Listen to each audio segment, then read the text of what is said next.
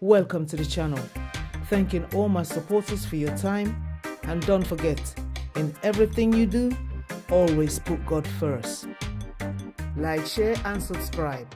Don't forget to hit the post notification icon bell so that you may be notified when we release another video. An accident which occurred on the Bluefields Main Road in the parish of Westmoreland on Monday afternoon has resulted in the loss of lives of 5 people. 2 children and their respective mothers were among 5 persons who died as a result of a motor vehicle crash involving a taxi in which they were all travelling and a truck on the Bluefields Main Road in Westmoreland on Monday afternoon.